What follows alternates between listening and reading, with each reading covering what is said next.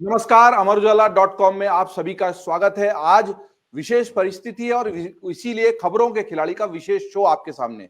जी हाँ, वही शो जिसको आप बहुत पसंद करते हैं, प्रतिसाद देते हैं, प्रतिक्रिया देते हैं, सराहते हैं, चाहते हैं और बहुत सारे हमें आपने सुझाव भी दिए हैं और आपके सुझावों का हमेशा स्वागत रहता है।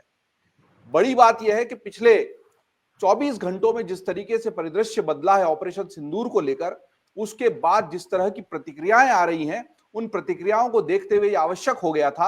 मैं अभी कह भी रहा था सब पत्रकार साथियों से कि विद्वज्जनों की सभा को आहूत किया जाए और इन विद्वान साथियों से पूछा जाए कि ये सारा जो विमर्श चल रहा है इसके मानी क्या है। एक ऑपरेशन सिंदूर शुरू होता है पहलगाम हमले के जवाब में। जी हाँ, सबसे पहले तो खबरों के खिलाड़ी की शुरुआत में ही मैं आपसे कह दूं कि शुरुआत को हमें नहीं भूलना चाहिए, क्योंकि हमने क्रिया की प्रतिक्रिया दी है। क्रिया यह थी कि पहलगाम की 22 रन घाटी में घूम रहे निर्दोष निरीह पर्यटकों पर आतंकवादी हमला होता है और भारत पहले भी स्पष्ट कर चुका है कि अब इस तरह के हमले सहन करने वाला देश हम नहीं है, हम जवाब देंगे। हमने उड़ी के बाद सर्जिकल स्ट्राइक की थी, हमने पुलवामा के बाद भी बालाकोट में सर्जिकल स्ट्राइक की थी और इन दोनों के बाद भी अगर किसी को सबक समझ में नहीं आता तो सबक को ठीक से समझाए जाने की जरूरत है। इस जरूरत को रेखांकित करने के लिए ही 6 और 7 मई की दरमियानी रात को ऑपरेशन सिंदूर हुआ और ऑपरेशन सिंदूर में हमने केवल और केवल आतंकवादी ठिकानों को निशाना बनाया, संयम बरता, अनुशासन बरता, भारतीय सेना का शौर्य दिखा, पराक्रम दिखा और अनुशासन भी दिखा और हमने कहा कि हम केवल और केवल आतंकवाद से लड़ रहे हैं, हमें सैन्य ठिकानों को निशाना नहीं बनाना है, नागरिक ठिकानों को निशाना नहीं बनाना है। और लेकिन उसके बाद जिस तरह की प्रतिक्रिया बिलबिलाए पाकिस्तान की तरफ से आई, उसने लगातार ड्रोन हमले किए, 400 से 500 ड्रोन हमारी तरफ भेजे गए, हमारे 26 से ज्यादा शहरों को उसकी जद में लाया गया, हमारे सैन्य ठिकानों पर हमला किया गया। भारत चुप बैठने वाला बिल्कुल नहीं था। हमने पहले ही कहा था कि हमने केवल क्रिया की प्रतिक्रिया दी है, इसको उतने तक ही सीमित रखने की हमारी मंशा है, लेकिन हमारी मंशा से पाकिस्तान कभी चलता कहां है। लेकिन उसके बाद अचानक से एक नाटकीय घटनाक्रम होता है जब 10 मई की सुबह 10:30 बजे विदेश मंत्रालय की पत्रकार वार्ता होती है, जिसके माध्यम से हमें इस पूरे ऑपरेशन सिंदूर के अपडेट्स मिल रहे थे। उसमें हमको ऐसा लगता है कि शायद ये मामला और बढ़ेगा, क्योंकि सुबह ही सुबह बहुत सारी तड़ातड़ गोलीबारी और ड्रोन के हमले हुए थे और उसके बाद उस पत्रकार वार्ता में बताया गया कि सैन्य जमावड़ा भी सीमा पर पाकिस्तान लगातार बढ़ा रहा है और अगर वो इसको एस्केलेट करना चाहता है, बढ़ाना चाहता है, तो हम भी माकूल जवाब देने के लिए पूरी तरह से तैयार हैं। इस परिस्थिति के बीच अचानक से शाम को एक और बयान आता है, दोपहर बाद एक बयान आता है भारत सरकार की तरफ से कि अगर कोई आतंकी हमला भी भारत की धरती पर होगा तो उसको आगे युद्ध ही माना जाएगा। और उसके ठीक बाद जो ट्रुथ सोशल प्लेटफॉर्म है, उस पर अमेरिका के राष्ट्रपति डोनाल्ड ट्रंप का एक बयान आ जाता है, जिसमें वो कहते हैं कि भारत और पाकिस्तान राजी हो गए हैं संघर्ष विराम के लिए, युद्ध विराम के लिए।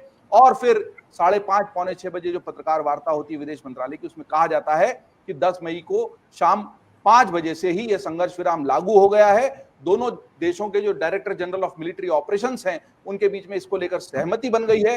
सब तरफ अलग अलग तरह की प्रतिक्रियाओं के बीच हमको ये लगा कि अब ये संघर्ष यहीं थम गया है, पाकिस्तान को उसका सबक मिल गया है। किसी की मध्यस्थता है नहीं है वो विवाद का विषय हो सकता है, लेकिन संघर्ष विराम हो गया है।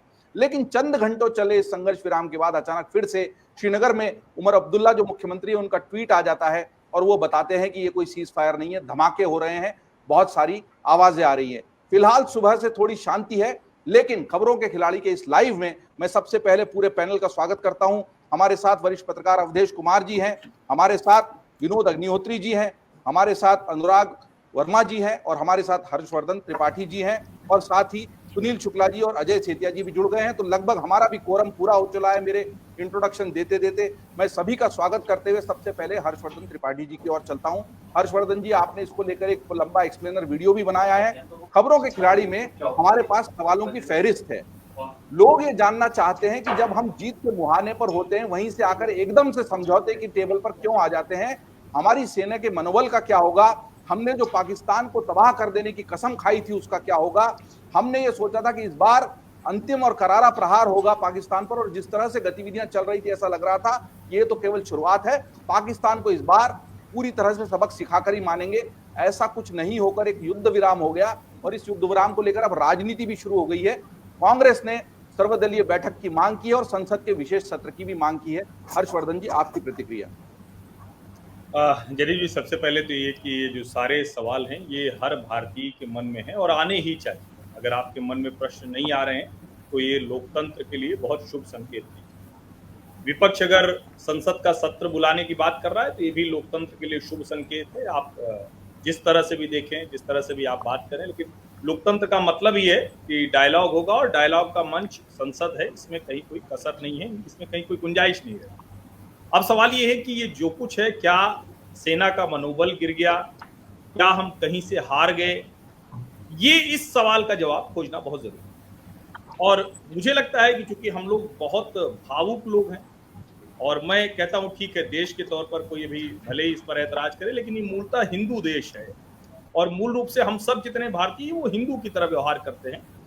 गुस्सा आया, उसके ऊपर प्रतिक्रिया दी, कोई गलत कर रहा है तो बचाते हैं, बहुत हद तक बचाते हैं, अंतिम में नहीं रहा तो उसके ऊपर फिर उसकी प्रतिक्रिया देते हैं।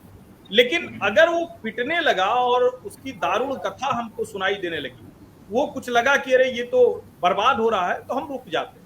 और इसीलिए हम जितने भी ऐसे रामायण से लेकर महाभारत से लेकर हमारे अलग अलग जो जिन साम्राज्य की हम चर्चा करते हैं हिंदू राजवंशों के तौर पर, उनकी भी आप देखें और अभी के तौर पर देखें तो 1948, 1960, 1971, 2021, 1998, यानी वो मैं बता रहा हूं जो नेहरू जी, इंदिरा जी, अटल जी और नरेंद्र मोदी, ये सब हिंदू उस विचार के फंसे हुए लोग, जहां इनको लगा कि ठीक है हमने वो बदला ले लिया, हमने वो काम कर दिया और उसके बाद छोड़ दिया।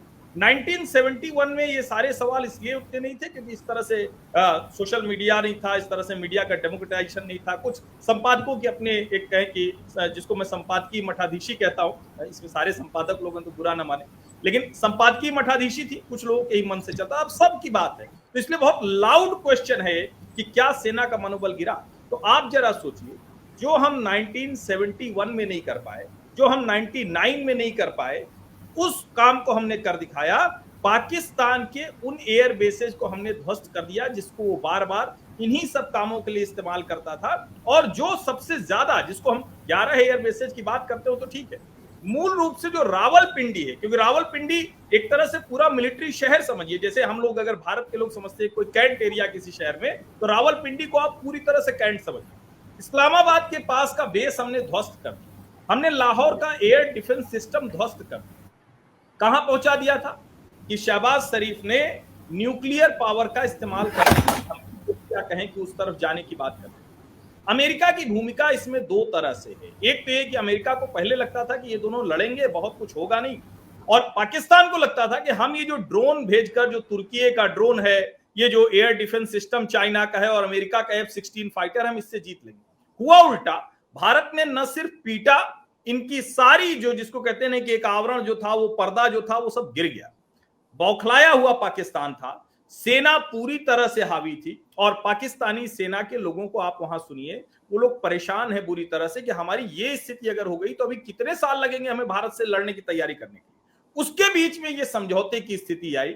अब ये बार बार दोनों पक्ष कहेंगे हम भारत के लोग हैं तो भारत सरकार की बात मानेंगे, पाकिस्तान अपना दम भरेगा, लेकिन इतना जरूर है कि जिस तरह से ये हुआ, यानी प्रेजेंटेशन ऑफ द सिनेरियो, उसमें भारत सरकार चूकी है। डोनाल्ड ट्रंप ने जिस तरह से पोस्ट की, उसके बाद सेक्रेटरी रूबियो कर देते हैं, उसका जेडी वैंस कर देते हैं, वही जेडी वैंस जो 48 आवर्स पहले कह रहे थे कि हम तो कहीं है ही नहीं, हम तो झगड़ा सुलझा नहीं सकते। तो इसका मतलब ये हुआ कि वो उन वजहों से हुआ जो हमें बहुत साफ साफ नहीं दिख रही हैं। लेकिन मेरा मानना है कि भारत सरकार को नैरेटिव वॉर में और अपनी तैयारी बेहतर रखनी चाहिए थी। सेना का मनोबल बहुत शानदार है, हमने पाकिस्तान को एकदम घुटनों पर ला दिया है। चीन की भी ताकत समझ में आ गई क्योंकि पूरा उनका एयर डिफेंस सिस्टम उसी का था। मैं इसको इसी तरह से देखता हूं। हाँ, प्रेजेंटेशन ऑफ द फैक्ट्स, जो आपके सामने सिनेरियो है, उस सिनेरियो को प्रस्तुत करने में हमारी सरकार की तरफ से थोड़ी सी चूक तो जरूर दिखती है। थोड़ी सी चूक हुई है या बड़ी चूक है, और भी साथियों से पूछेंगे। हर्षवर्धन जी, आपने अपनी राय रखी। मैं तुरंत चलता हूं विनोद अग्निहोत्री जी के पास, जो इस वक्त प्रवास पर हैं, लेकिन खबरों के खिलाड़ी के इस विशेष सत्र के लिए केवल उन्होंने एक विराम लिया है, और इसी तरह युद्ध विराम भी हुआ है। अब ये युद्ध विराम अल्प विराम है या पूर्ण विराम है, ये तो आने वाला समय बताएगा। इसका दरोमदार पाकिस्तान पर ज्यादा है, भारत पर कम। भारत ने शुरू से कहा है कि हम बुद्ध की धरती के देश लोग हैं और हम युद्ध नहीं चाहते, लेकिन फिर भी हमें उसमें झोंका जाएगा तो हम अपना पराक्रम दिखाएंगे। विनोद जी, आप इस पूरे घटनाक्रम पर लगातार नजर रखे हैं, टिप्पणियां की हैं, विशेषज्ञों से बात की, लेकिन जो कल हुआ घटनाक्रम, सुबह हुआ कि ये युद्ध तेज होगा, हमले तेज होंगे, संघर्ष तेज होगा, फिर अचानक से पूरी संघर्ष विराम की घोषणा और संघर्ष विराम को तोड़ भी दिया पाकिस्तान ने। फिलहाल शांति बनी हुई है, लेकिन इसको लेकर राजनीतिक प्रतिक्रियाएं बहुत तेज हुई हैं। और हर्षवर्धन जी कह रहे थे कि जो हम 71 में नहीं कर पाए वो हमने कर दिया, लेकिन जो प्रतिक्रियाएं सोशल मीडिया की मैं पढ़ रहा हूं, और कल नरेंद्र नाथ दुबे जी थे मेरे साथ जो डीआईजी रहे हैं बीएसएफ में, और उन्होंने मुझे कहा कि हाँ, इससे सेना के मनोबल पर तो प्रभाव पड़ता ही है, अगर इसी तरह नहीं होता, हम हाजीपीर नहीं देते तो शायद हम बेहतर स्थिति में होते। ये एक सैनिक का मानना है, पूर्व सैनिक का। विनोद जी, आपकी प्रतिक्रिया। देखिए, हर्षवर्धन जी ने जो विस्तार से बातें कही, काफी हद तक उनकी बातों से मैं सहमत हूँ, लेकिन कुछ इसमें जरूर जोड़ूंगा। दरअसल ये बात कहना हर्षवर्धन जी का अपनी का ठीक है कि वो हिंदू मानस है, हिंदू चिंतन है, इसलिए हम ऐसा कर देते हैं, लेकिन कई बार बहुत सारे बाहरी और भीतरी दबाव भी होते हैं सरकारों पर, जो हम जब सरकार में नहीं होते हैं तब हमको रह के नहीं समझ में आता है, लेकिन जब आप सत्ता में होते हैं तब आपको पता लगता है। उदाहरण के लिए मैं बताता हूं कि अगर आप मुझे ट्रेड यूनियन देता है, वो कंपनी के चेयरमैन बना दे, तो वो जो मांगे उठाता है खुद ही उन मांगों के खिलाफ आधी मांगे छोड़ देगा। तो क्योंकि तब ग्राउंड रियलिटी आपको और आखिरकार का भाव पता चलता है।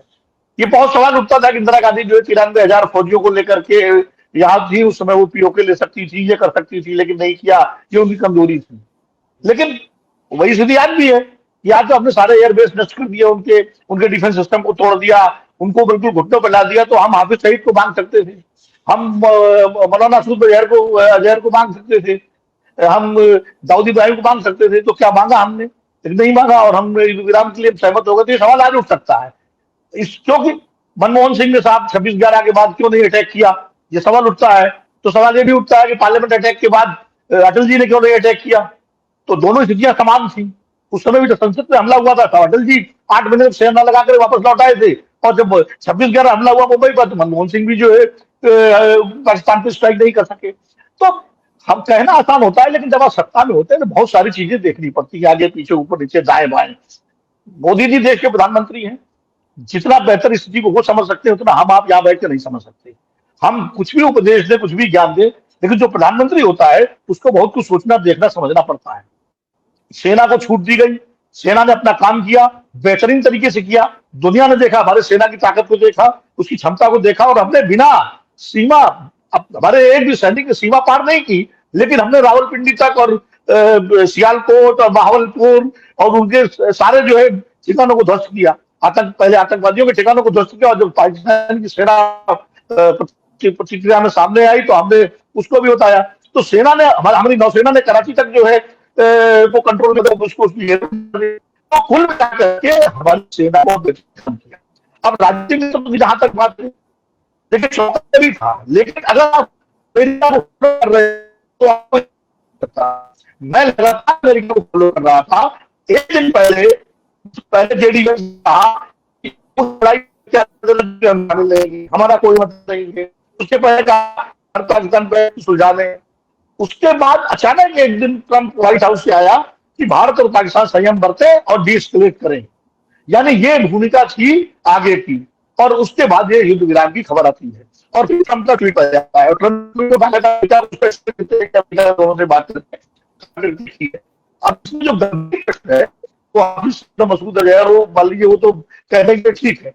गंभीर प्रश्न ये है कि जो आज जो ट्रंप का ट्वीट आया, जिसमें उन्होंने कहा कि अब हम भारत और पाकिस्तान के साथ मिलकर कश्मीर के मसले को हल करने की कोशिश में मदद करेंगे, तो क्या कश्मीर के मसले पर भारत जो है तीसरे पक्ष को शामिल करने के लिए तैयार हो गया है? ये प्रश्न है। फिर ट्रंप अगर ऐसा बोले हैं तो भारत सरकार को उससे फटक आना चाहिए। ये बहुत अहम सवाल है, क्योंकि हमारी जो पोजीशन है, भारत की चाहे कोई सरकार रही हो, कोई प्रधानमंत्री हो, कोई दिक्कत होने से थोड़ी सी आवाज कट रही है।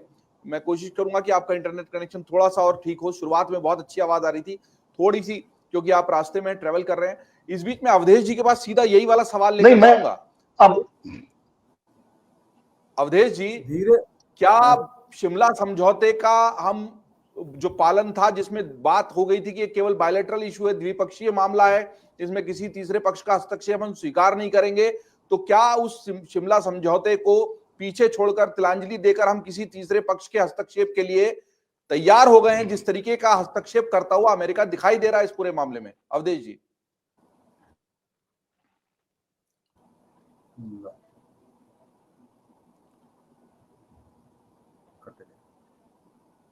अवधेश जी, आवाज आ रही है आपको मेरी? अभी आई है, वो बीच में फोन आ गया, फोन से कनेक्शन। आप हेलो। मेरा सवाल नहीं सुन पाए तो मैं सवाल दोहरा देता हूं कि क्या हम सुन शिमला लिया, समझौते को सुन लिया। नहीं मानते हुए किसी तीसरे पक्ष के हस्तक्षेप के लिए तैयार हो गए हैं? क्या अमेरिका भारत और पाकिस्तान के बीच में एक नया मध्यस्थ बनकर खड़ा हो गया है इस ऑपरेशन सिंदूर के बहाने से? और क्या डोनाल्ड ट्रंप अब यह तय करेंगे कि भारत और पाकिस्तान को के बीच में कश्मीर को लेकर क्या होगा?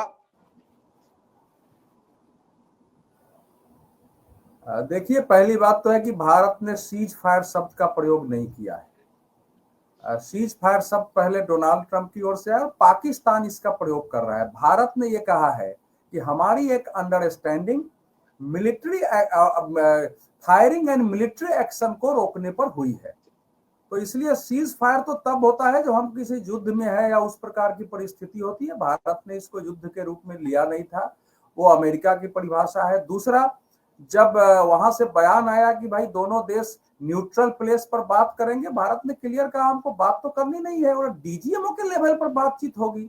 कोई सैन्य ऑपरेशन जब भी झंझट होता है तो दोनों के लेवल पर बात करेंगे। तो इसलिए, और जो तीसरा जो महत्वपूर्ण बात हुई कि भाई आगे कोई भी किसी भी प्रकार के आतंकवादी गतिविधि होगी तो एक्ट ऑफ वार माना जाएगा। यानी भारत ने अभी जो किया है वो तो एक्ट ऑफ वार के रूप में नहीं जाके केवल आतंकवादियों के अड्डों को ध्वस्त किया है। पाकिस्तान ने चूंकि अपने पर हमला मान के हमारे रिटेलिएट किया तो हमको इंगेज करना पड़ा है, लेकिन आगे अगर हमला होंगे तो हम उसके युद्ध के रूप में लेकर और केवल आतंकवादी को तो मारेंगे ही मारेंगे, उसके साथ साथ जहां से हमको समझ आएगा कि भैया ये है, हम हमले के रूप में प्रयोग करेंगे। इसलिए भारत के स्टैंड में कहीं कोई समस्या नहीं है। मेडिएशन शब्द युद्ध के बारे में ये डोनाल्ड ट्रंप का भाषा थी। भारत ने कहीं भी अपने वक्तव्य में जो सार्वजनिक और दुनिया के लिए वक्तव्य है, 4 प्रेस कॉन्फ्रेंस उस दिन हुए हैं और जो खासकर ये जो जिसको युद्ध विराम कहा गया उसके बाद तो 3 प्रेस कॉन्फ्रेंस हुए हैं। कभी भी भारत ने कहा ही नहीं किसी के मेडिएशन से हमारी बात हो रही है और हम आगे करेंगे, इसलिए इसको तो हटा ही दिया जाए। पहले भी आपको अच्छी तरह याद है कि डोनाल्ड ट्रंप अपने शासन काल के, मुझे लगता है 2019 के आसपास, मुझे याद आ रहा है कि वो विदेश यात्रा पर थे फ्रांस में और मोदी जी के साथ उनका प्रेस कॉन्फ्रेंस हो रहा था, तो उन्होंने ऐसी बातें की थी और मोदी जी ने कहा नहीं, हम इसमें किसी दूसरे को कष्ट देना नहीं चाहते हैं, ये हमारा अपना मसला है, हम आराम से मसला कर लेंगे। इसलिए भारत में, बल्कि सच बात तो ये है कि भारत का स्टैंड शिमला से काफी आगे बढ़ा है। उसमें कहीं नहीं था कि आगे के, उस समय तो खैर इस ढंग से टेररिज्म नहीं था, उसमें कोई ऐसी शर्त नहीं थी पाकिस्तान पर जिसको लेकर के भारत उस पर दबाव बढ़ाता। अभी तो कोई इसमें समझौता होना नहीं है, कोई एग्रीमेंट होना नहीं है, डीजीएमओ के लेवल पर बात हो रही है। डीजीएमओ ठीक है, अभी हम फायरिंग नहीं करते, केवल इतना हुआ है। चूंकि पहले भारत केवल इतना हुआ है, अवधेश जी का भी थोड़ा सा इंटरनेट का संकट दिखाई दे रहा है। हम लोग यहाँ अमर उजाला के दफ्तर में मिलते हैं तो थोड़ा सा सुविधाजनक हो जाता है, लेकिन आज जरूरी था, हमने कल ही खबरों के खिलाड़ी जो शनिवार को आप लोग देखते हैं वो दिखाया था। मैं सुनील शुक्ला जी के पास जा रहा हूं इसी बातचीत को यहां से आगे ले जाकर। विनोद जी, मैं आपके पास भी आऊंगा, मुझे पता है आपको फिर से वहां से प्रवास शुरू करना है और हर्षवर्धन जी का भी अगला कमिटमेंट है। आप दोनों की दूसरी टिप्पणी मैं जल्दी ही ले लूंगा ताकि बाकी लोगों की फिर टिप्पणियां मैं विस्तार से ले सकूं। लेकिन सुनील जी, ये केवल अमेरिका का मान न मान मैं तेरा मेहमान वाला मामला है या सचमुच वो हमारे बीच में घुस चुका है? और दूसरा, इसको लेकर अब जो सर्वदलीय बैठक की मांग हो रही है, संसद के विशेष सत्र की मांग हो रही है, तो क्या वहां तो संघर्ष विराम हो गया, लेकिन यहाँ राजनीतिक संघर्ष शुरू हो जाएगा इस पूरे ऑपरेशन सिंदूर को लेके? सुनील जी। धन्यवाद जयदीप जी। इस देश में कौन सा ऐसा युद्ध हुआ है जिस युद्ध में सर्वदलीय बैठक और संसद का विशेष सत्र नहीं बुलाई गई, चाहे 65 हो चाहे 71 हो। उसके बाद का भी घटनाक्रम देख लीजिए। संसद का विशेष सत्र बुलाना और सर्वदलीय बैठक की मांग करना, ये राजनीति करना कैसे हो सकता है? 2 बैठक तो ये सरकार भी कर चुकी है, ये अलग बात है कि इसमें प्रधानमंत्री शामिल नहीं हुए। ये सवाल ये नहीं है, सवाल ये है कि जब ये हमला हुआ तो कहा क्या गया? सरकार की ओर से कहा गया कि जिसे कल्पना नहीं की होगी वो परिणाम सामने आएगा। कहा यह गया कि मिट्टी में मिला देंगे। कहा यह गया कि धरती के अंतिम छोर तक उनकी तलाश कर लेंगे, और जिन लोगों ने इसमें सहयोग किया उनको उनको वो सजा मिलेगी जिसकी उन्होंने सोचे कल्पना भी नहीं की होगी। हुआ क्या कि जो कभी नहीं हुआ, भारत ने कभी भी अपने मुद्दों को का अंतर्राष्ट्रीयकरण स्वीकार नहीं किया। भारत कभी भी पाकिस्तान के साथ अपने किसी विवाद में किसी मध्यस्थ को स्वीकार नहीं किया। इंदिरा गांधी का वक्तव्य याद कर लीजिए आप, और अटल बिहारी वाजपेयी का वक्तव्य आप याद कर लीजिए। भारत सरकार ने ट्रंप के दावे को या अमेरिकी विदेश मंत्री के दावे को कोई खंडन नहीं किया। ठीक है, उन्होंने नाम नहीं लिया, लेकिन यह भी नहीं कहा कि जो ट्रंप साहब कर रहे हैं उससे मैं सहमत हूं, या हमारी कोई बातचीत हुई है, या हमने कोई सहमति दी है। यह नहीं कहा। यह भी नहीं कहा कि चूंकि हम में हिंदुत्व की भावना होती है इसलिए हम दयावश इस मैदान से हट रहे हैं। यह भी नहीं कहा। उन्होंने कहा कि दोनों पक्ष सहमत हुए हैं। डीजी मिलिट्री ऑपरेशन पाकिस्तान ने अपने काउंटर पार्ट से भारत में बात की है, दोनों लोग सहमत हुए हैं, फिर 12 तारीख को आपस में बात करेंगे। लेकिन यह स्थिति हुई क्यों? अगर आपको यही स्वीकार करना था तो युद्ध में शामिल होने का सवाल कहां से पैदा हुआ? इसके पहले कितनी बार हुए? अगर हम शामिल हो गए तो कुछ ना कुछ आप बोल रहे कि आर पार की लड़ाई लड़ लेंगे। बात यह थी कि आर पार की लड़ाई लड़ी जाएगी। सेना का मनोबल का सवाल ही नहीं पैदा होता। भारत की सेना के बारे में टीका टिप्पणी करने की ताकत किसी के पास नहीं है। इस भारतीय सेना ने अपने प्रोफेशनलिज्म को हमारे आपके सामने नहीं कई बार इसको साबित कर चुकी है। हम पैदा भी नहीं हुए थे तभी उसे साबित किया था। दुनिया के पैमाने पर उसकी साख है। दुनिया के पैमाने पर जिसका हम और आप मूल्यांकन नहीं करते, दुनिया की शाखाएं करती हैं, उससे भारत अपने सैन्य शक्ति के नाम पर 5वें नंबर पर है और पाकिस्तान 19वें या 20वें नंबर पर है। कोई तुलना नहीं है। चाहे थल सेना की बात कीजिए, चाहे नभ सेना की बात कर लीजिए, और चाहे वायुसेना की बात कर लीजिए। भारत की मारक क्षमता के सामने पाकिस्तान कहीं नहीं ठहरता। एक हफ्ते की लड़ाई लड़ने की ताकत नहीं है पाकिस्तान के पास, जो उसको युद्ध कहते हैं। और उसको युद्ध लड़ना होता तो वह ड्रोन का उपयोग नहीं करता। ड्रोन युद्ध जिसको कहा जाता है उसमें ड्रोन का प्रयोग नहीं होता है। नहीं है, आप कहां से लड़ लेंगे? आपके पास कितनी विदेशी मुद्रा है कि आप एक हफ्ता भी लड़ाई लड़ लें? अब भारत किससे का कोई जवाब नहीं है। सवाल यह है कि जब ट्रंप का निर्णय आया तो यह सीज फायर, जिसको इनकार किया जा रहा है कि सीज फायर शब्द का प्रयोग नहीं किया गया। सीज फायर में क्या होता है? सैन्य कार्रवाई रोक दी जाती है। यही तो कार्रवाई रोकी जाती है। इसको आप सीज फायर कर दीजिए और चाहे जो नाम देना चाहे दे दीजिए आप, कि कोई सैन्य कार्रवाई नहीं होगी। और हमने अपने सैनिक कर्मियों को निर्देश दिया है कि सैनिक कार्रवाई रोक दें। उसके बाद ये आरोप लगे कि पाकिस्तान ने सीज फायर का वायलेशन किया, ये किया भी उसने, इससे भी कोई इनकार नहीं कर सकता। बावजूद इसके घटनाक्रम रुका हुआ है। तो जो निर्णय लिया गया वह निर्णय उस दावे के प्रतिकूल था जो दावे किए गए। सवाल इस पे पैदा हो रहा है। नैरेटिव बनाने से थोड़ा नैरेटिव बनता है। दुनिया के पैमाने मैं वापिस आऊंगा। दो साथी हमारे जो हैं उनको थोड़ी सी जल्दी है, तो मैं दोनों की एक एक टिप्पणी लूंगा। सबसे पहले हर्षवर्धन जी, क्योंकि एक तो आपने जो कहा हिंदू होने की वजह से छोड़ा, उस पर भी टिप्पणी आ चुकी है, और दूसरी बात यह है कि जो दावे किए गए थे बड़े बड़े, वो दावे पूरे नहीं हुए हैं। उन दावों के हिसाब से ये पूरा जो संघर्ष विराम हुआ है वो कसौटी पर ठीक नहीं बैठता है। सेना को अलग रख दीजिए। सेना तो जो कहा जाता है वो कर देती है, और जितना कहा जाता है उससे बेहतर ही करती है।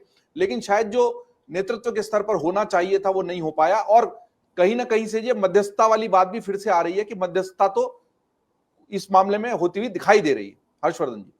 देखिए जयदीप जी, मुझे लगता है कि सारे लोग, जितने लोग भी जुड़े हुए हैं, वो बहुत अच्छे से जानते हैं कि क्या कुछ हो रहा है। ये नेतृत्व की मजबूती ही है जो कुछ सेना ने किया है। और मैं कहता हूं कि आप इंटरनेशनल जो मीडिया आउटलेट्स हैं उनकी रिपोर्ट्स को देखिए। मैं भारत के लोगों से अपील करता हूं, क्योंकि आप यहां पर देखेंगे तो अब युद्ध विराम हो गया, अब भारत में राजनीति होगी, और होनी ही चाहिए। लोकतंत्र में राजनीति स्वस्थ चीज होती है। मैं बार बार कहता हूं कि ये शुभ संकेत है, इसमें कोई गलती नहीं। लेकिन आप जरा सोचिए, एक बड़ा वर्ग पूरा तैयार हुआ जो पहले हमला क्यों नहीं कर रहे हो, कितना करोगे। पहले तो आतंकवादियों को कवर फायर देते रहे, और उनकी सूची में गिरा सकता हूं लेकिन नहीं गिराऊंगा, क्योंकि वो सब इंडिविजुअल हैं, व्यक्ति हैं, वो सब पत्रकार हैं, बुद्धिजीवी हैं। अब उनकी बेईमानी जाने दीजिए, लेकिन फिर भी वो चिन्हित करना जरूरी है कि वो लगातार भारत के नेतृत्व को कमजोर करने की कोशिश कर रहे थे। तो नैरेटिव वॉर तो होती है ना भाई, नैरेटिव वॉर ही सब कुछ होती है। क्योंकि आज भी पाकिस्तान नहीं मानता है कि हम 1971 में हार गए, तो वो अपनी नैरेटिव वॉर लड़ रहा है। अब नैरेटिव वॉर ऐसी है कि पटना का बंदरगाह उड़ा देता है पाकिस्तान। अब पटना में बंदरगाह ही नहीं, हम तो कहे भाई हमारे प्रतापगढ़ का बंदरगाह कब्जा न कर लेना। सवाल यह है कि जब इस तरह के दुश्मन से आप लड़ रहे हो, जो एक तरफ आतंकवादी है, दूसरी तरफ झूठ की पूरी दुकान है, और जो विक्रम मिश्री के शब्दों में कहें तो झूठ पर वो बना हुआ है। क्या भारत सरकार ने अपने ऑब्जेक्टिव अचीव नहीं किए अचीव? 100 किलोमीटर भीतर तक घुसकर मारा, ना चीन बोल पाया ना अमेरिका बोल पाया। ये हमारे नेतृत्व की ताकत मैं थी। एक मिनट के लिए आपको टोक रहा हूं, आपकी बात पूरी उसके पहले एक बड़ा ऑब्जेक्टिव ये था कि पहलगाम हमले के जो आतंकवादी उनको नहीं बख्शा जाएगा। वो कहां है, वो कौन थे, कहां से आए थे, वो आतंकवादियों को तो सीधी सजा अभी भी नहीं मिल पाई है। और ये जो संघर्ष विराम हुआ है, क्या इसके बदले में बड़े आतंकियों की मांग नहीं कर सकता था भारत? नहीं, देखिए, मुझे लगता है कि ये हम लोगों की सदिच्छा है। सदिच्छा तो ये है कि पीओके पाकिस्तान को छोड़ देना चाहिए था इसके बदले में। लेकिन जो एक इस्लामिक जिहादी मुल्क है, उस मुल्क से हमें अगर कोई भी अपेक्षा कर रहे हैं तो फिर मुझे लगता है थोड़ा कुछ ज्यादा उम्मीद कर रहे हैं। पहलगाम के हत्यारे अभी तक पकड़े नहीं गए हैं। ये नरेंद्र मोदी की सरकार पर बड़ा प्रश्न चिन्ह है। ये गृह मंत्री अमित शाह पर बड़ा प्रश्न चिन्ह है। ये उपराज्यपाल और मुख्यमंत्री दोनों के ऊपर बड़ा प्रश्न चिन्ह है, मनोज सिन्हा और उमर अब्दुल्ला के ऊपर। ये सवाल हम पूछते रहेंगे, लेकिन क्या अचीव नहीं किया हमने? 100 किलोमीटर भीतर घुसकर कौन सा देश इतना ताकतवर है, किसका नेतृत्व और किसकी सेना इतनी ताकतवर है जो इतने भीतर जाकर वो मार करे और प्रिसीजन के साथ मारा? वो आतंकवादियों के नाम सामने आ रहे हैं। एक एक आतंकवादी भारत की ढेर सारी आतंकवादी घटनाओं का मुखिया था, साजिश करता था, योजनाकार था। अब उसके आगे जो मिलिट्री बेसेज हमने उड़ाए, जो एयर बेसेज उनके उड़ाए, वो जिस तरह का हमने काम किया वो अपने आप में अकल्पनीय। अब इसके बाद क्या हम न्यूक्लियर वॉर की तरफ जा रहे थे? क्या न्यूक्लियर वॉर की तरफ जाते हुए वहां जाकर अमेरिका का हस्तक्षेप हुआ? और जहां तक रही बात की मीडिएशन, कोई न कोई देश कभी न कभी किसी से बात करता ही है। अब हम सब जो वो किस्सा सुनाते हैं गर्व वाला कि वो जब अमेरिकी राष्ट्रपति ने कहा तो फिर वो 7वां बेड़ा और फिर रशिया का, तो वो किसकी मध्यस्थता थी भैया? दिल्ली में पूरी जो लोग लुटियन दिल्ली कही जाती है और जो चाणक्यपुरी और दूतावास वाला इलाका, वहां केजीबी के लोग घूमते थे, किसकी मध्यस्थता थी?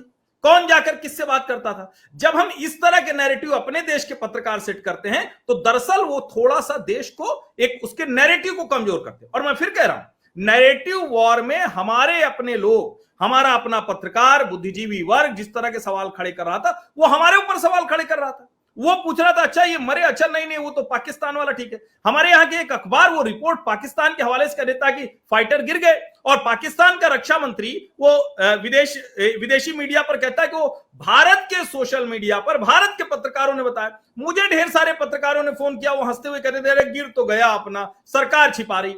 हम यहां नैरेटिव वार में फंसे हुए।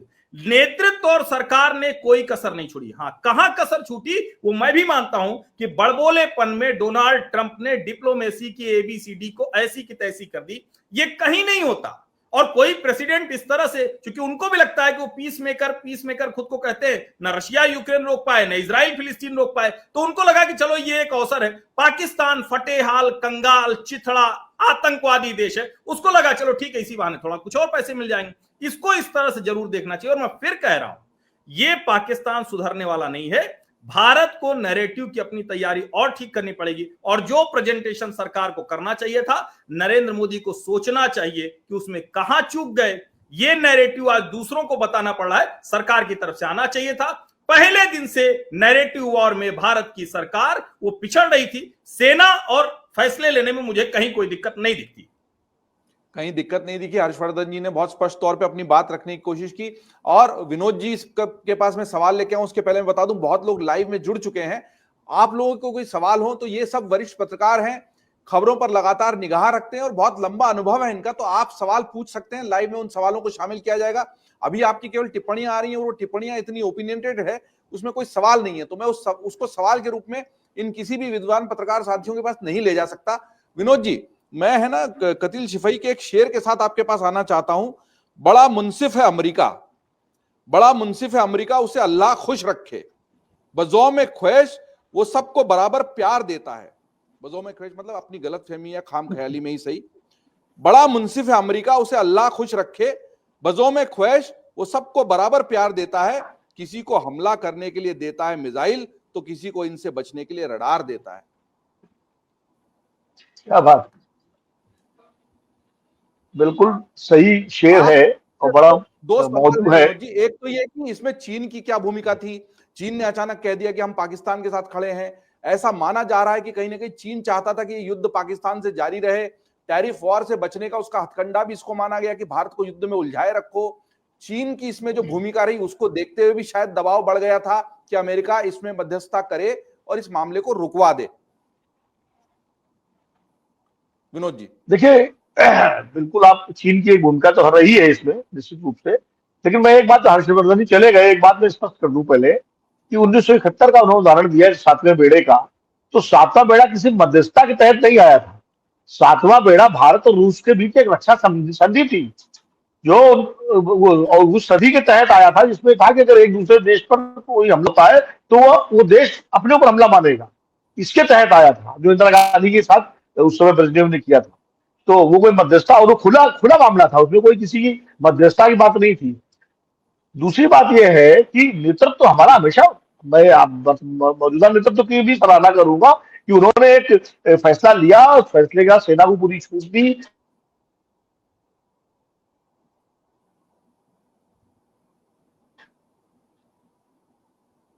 बात कर रहे हैं कि सीज फायर का विरोधी हूं व्यक्तिगत रूप से, लेकिन युद्ध अगर हमने रोका है, लड़ाई रोकी है, युद्ध तो नहीं था, लड़ाई थी, हमले थे, तो उसके बदले में भारत को कुछ लेना चाहिए, वो सवाल है नंबर एक। और जो हमने 3 नाम लिए वो घोषित वांछित आतंकवादियों के, वो हमको मिलने चाहिए, जो हमने इतना बड़ा पाकिस्तान को हम घुटनों पर ले आए। दूसरा कि क्या कश्मीर के मुद्दे पर अमेरिका को मध्यस्थता की इजाजत हमने दे दी है, और अगर नहीं दी है तो स्पष्ट रूप से भारत सरकार को स्थिति स्पष्ट करनी चाहिए कि कश्मीर भारत और पाकिस्तान के बीच का मसला है, इसमें कोई तीसरा पक्ष स्वीकार नहीं है। ट्रंप साहब ये बात पहले भी कह चुके हैं। तो मुझे लगता है कि इन 2 चीजों पर भारत सरकार को स्पष्ट करना चाहिए, और बाकी तो संघर्ष इतना कम से कम हो, युद्ध इतने कम से कम होना अच्छा है, और बेहतर पाकिस्तान अगर उसके आतंकवादी ठिकाने नष्ट कर दिए भारत ने, तो अब अगर वो उन ठिकानों पर पनपने दे और जो वांछित आतंकवादी उनको भारत को सौंपे और एक बेहतर रिश्ते की शुरुआत करे, एक मौका भी है उसके लिए भारत के साथ जो है दोबारा एक नई पारी, नई कहानी शुरू करने का। क्या वो इसका फायदा उठा पाएगा, ये देखने वाला समय है। तो मेरा तो यही कहना है कि संघर्ष विराम रुक गया, अच्छी बात है, क्योंकि तोप के गोले चल रहे थे, निर्दोष मारे जा रहे थे इधर भी उधर भी, वो कोई बहुत बेहतर बात नहीं है, लेकिन इसका नतीजा बेहतर सामने आना चाहिए कि पाकिस्तान आतंकवाद के खिलाफ अपने को खड़ा करे, भारत के साथ सहयोग करे, और जो वांछित आतंकवादी हमारे हैं उनको हमें सौंपे, और कश्मीर के मसले पर भारत पाकिस्तान खुद बात करे और खुद अपना कोई रास्ता निकाले, जो अटल जी और जनरल मुशर्रफ के जमाने में निकालने की कोशिश हुई थी, बाद में मनमोहन सिंह और जनरल मुशर्रफ ने भी निकालने की कोशिश की, लेकिन नहीं निकल सका। अगर वो कोई स्थिति होती है तो निश्चित रूप से बेहतर होगा देश के लिए भी और दुनिया के लिए।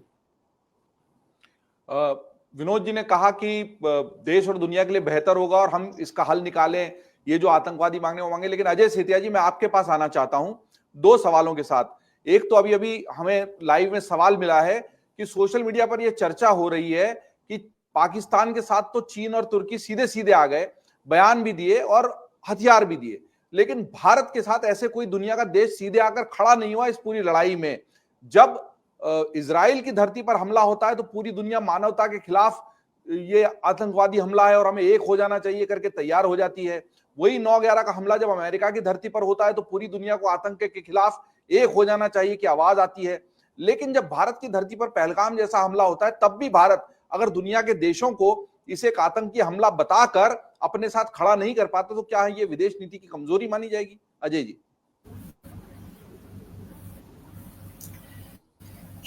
शुरू में ऐसा लगा था कि अमेरिका हमारे साथ खड़ा है। जब राष्ट्रपति डोनाल्ड ट्रंप ने कहा कि हम इसमें नहीं पड़ेंगे बीच में, पाकिस्तान और भारत में, तो उस समय लगा कि अमेरिका हमारे साथ है। कम से कम अमेरिका तो है, रूस भी था ही, लेकिन मोटे तौर पर इसकी वजह मैं ये मानता हूं कि भारत एक बड़ी ताकत के रूप में उभर रहा है। इसलिए भी ये भी एक कारण है कि दुनिया के दूसरे देश हमारे साथ खड़े होना नहीं चाहेंगे, खासतौर पर अमेरिका और रूस, और चीन तो पाकिस्तान के साथ खड़ा ही खड़ा था। लेकिन कुल मिलाकर के मैं समझता हूं ये जो युद्ध की शुरुआत हुई थी, इसे भले ही कहें कि युद्ध नहीं था, लेकिन मेरा मानना है कि 7 तारीख की रात से बाकायदा युद्ध शुरू हो गया था। दोनों तरफ से जो है सैन्य अड्डों पर हमले होने शुरू हो गए थे, नागरिकों पर हमले शुरू हो चुके थे, शहरों पर हमले हो रहे थे। इसलिए ये युद्ध तो शुरू हो चुका था। तो इसलिए ये कहना कि युद्ध विराम नहीं है, ये वो, हालांकि आज अभी जब मैं बात कर रहा हूं तो अभी एक खबर आई है कि मिलिट्री ने कहा है कि ऑपरेशन सिंदूर अभी खत्म नहीं हुआ है।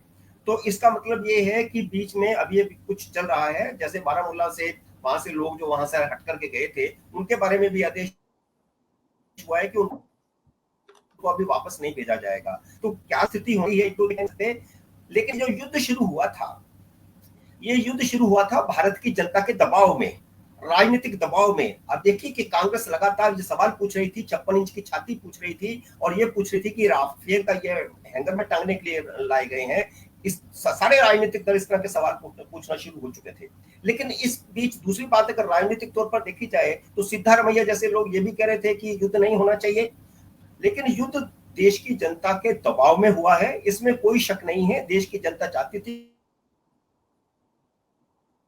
कि इस बार पाकिस्तान को सब आप देखिए कश्मीर में हुई हैं 5 घटनाएं ऐसी हैं जिन्हें याद किया जाता है। उन 5 में से 2 सेना पर हुई है, 3 हिंदुओं पर हुई हैं, 2 तीर्थ यात्रियों पर हुई है, एक रियासी में हुई थी और एक और हुई थी उरी में हुई थी शायद, और एक ये अभी जो है धर्म पूछ कर हुई है। तो 5 वारदातें हुई हैं और 5 वारदातों में से 2 हुई है, 2 हिंदुओं पर, 3 हिंदुओं पर।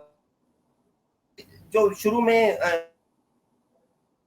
बात कही गई कि ये हिंदू मन हिंदू ये वो, लेकिन मैं मानता हूं कि देश की इस युद्ध विराम इस समय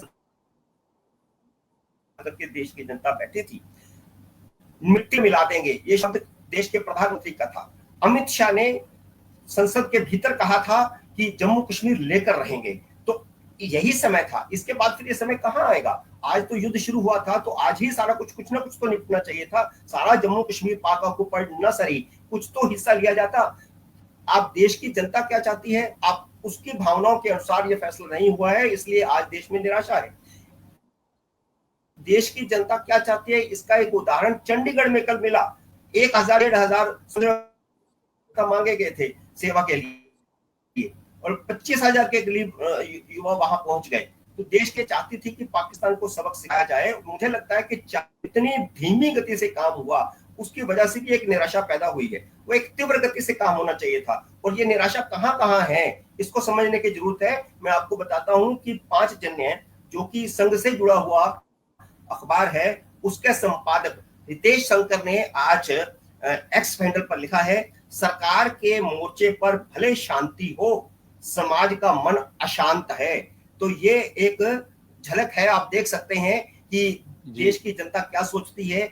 नैरेटिव बनाने में तो पूरी तरह विफल रही। और इसके अलावा जो सूचना का युद्ध हुआ, उस सूचना के एक तरफ युद्ध हो रहा था तो दूसरी तरफ सूचना के युद्ध में भारत बुरी तरह हारा। पाकिस्तान लगातार ये फैलाता रहा कि हमने विमान गिरा दिया, हमने फला पर हमला कर दिया, S-400 को निष्फल कर दिया। और ये चाइना भी अफवाह फैलाता रहा क्योंकि चाइना को अपने हथियारों को जो है फ्रांस से और बाकी देशों से अपर दिखाना था। सबसे पहले ग्लोबल टाइम्स ने यह खबर प्रसारित की, उसके बाद पाकिस्तान ने, आज के पाकिस्तान के अखबार देख लीजिए और उसका असर क्या हुआ है। आज का न्यूयॉर्क टाइम्स वही है और पाकिस्तान के डॉन को मैंने देखा तो डॉन की हेडिंग भी यही है कि हम जो है युद्ध जीत गए, हमने S-400 को नाकाम कर दिया, हमने राफेल को नाकाम कर दिया। तो नैरेटिव जो है वो पूरा पाकिस्तान अपना बनाने में कामयाब हुआ है। भले ही हम खंडन करते रहे कि ये भी नहीं हुआ, हमारे विमान भी नहीं गिरा, हमारा कुछ भी नहीं गिरा। तो इस वजह नैरेटिव ठीक बात है। अजय जी आपकी बात आ गई। अनुराग जी और राकेश जी अभी एक टिप्पणी की नहीं आ पाई। अनुराग जी के पास चल रहा हूं। अनुराग जी नैरेटिव सेट करने में भी विफल रहे और हितेश शंकर जी कह रहे हैं 5 जन के संपादक के युद्ध के मोर्चे पर तो शांति है लेकिन समाज के मन में अशांति है। और इसीलिए मैंने अभी अमर उजाला का हमारा होम पेज भी शेयर किया था लोगों को दिखाने के लिए। उसको शेयर करते हुए ही फिर से एक बार साझा करते हुए मैं आपके पास सवाल लेकर आऊंगा। इस अशांति को आवाज देने के लिए, क्योंकि पत्रकारिता में हमारा काम ही है, हमने 2 अलग अलग पहलू दिखाने के लिए ये इस तरीके से अपने होम पेज पर कर दिया है कि एक तरफ जीत की जश्न की हमने मार दिया, 11 सैन्य ठिकाने ध्वस्त कर दिया आतंकवादी, दूसरी तरफ मलाल भी है। उसी मलाल को ये 2 अलग अलग तरीकों से हमने खबरों के साथ, और यहां तक कि कुछ पूर्व सैन्य अधिकारी जिसमें पूर्व सेनाध्यक्ष वगैरह भी शामिल हैं, वो भी कह रहे हैं कि थोड़ा मलाल तो रह गया, हमें इतनी जल्दी इस संघर्ष विराम के लिए तैयार नहीं होना था। अनुराग जी देखिए जयदीप जी, एक बहुत बड़ा एक जो हम लोग के दिलों में एक चीज है कि हम लोगों की जो जनरेशन है वो जो बड़ी हुई है वो इस खबर के साथ, रोज अखबारों में एक खबर के साथ बड़ी हुई है कि आज पाकिस्तान ने बॉर्डर पे ये किया, आज पाकिस्तान ने बॉर्डर पे हमारे 2 सैनिक मार दिए, आज हमारे 4 सैनिक मार दिए। उसके बाद फिर आतंकवादी हमले होने लगे, फिर पता लगा कि कश्मीर में जो है पाकिस्तानी झंडे लहराए गए। तो हम लोग का जो अपब्रिंगिंग हुई है, जो हम लोग की एज के लोग हैं, हमसे 10 साल आगे वाले, 10 साल पीछे वाले, वो इस खबरों के साथ बड़े हुए हैं कि पाकिस्तान ने हमें हमेशा हमारे देश में डिस्टरबेंस करने की कोशिश की है। हमने उसका रिप्लाई जो दिया है वो बहुत ही छोटा दिया है। अगर हम 2019 की बात करें तो हमने एक बालाकोट जो किया उसमें पाकिस्तान का हमने कोई भी नुकसान नहीं किया। अगर देखा जाए तो हमने नुकसान किया चंद आतंकवादियों का। अगर हमने कारगिल किया तो वहां भी हमने कुछ लोगों का जो वहां पे आ गए थे हमने खाली करा दिया। हमने असल में जो पाकिस्तान ने जिस लेवल का हमारा नुकसान किया उसके मुकाबले हम उसका नुकसान इतना शायद कर पाए या नहीं कर पाए, इसका विवेचना ऐसे करेंगे कि हमारे दिलों में कितनी आग भरी हुई है। हम शायद अपने दिलों में जो हमारी भावनाएं हैं वो शायद हम उस विचार से अपने इस ऑपरेशन सिंदूर को देखने की कोशिश कर रहे हैं।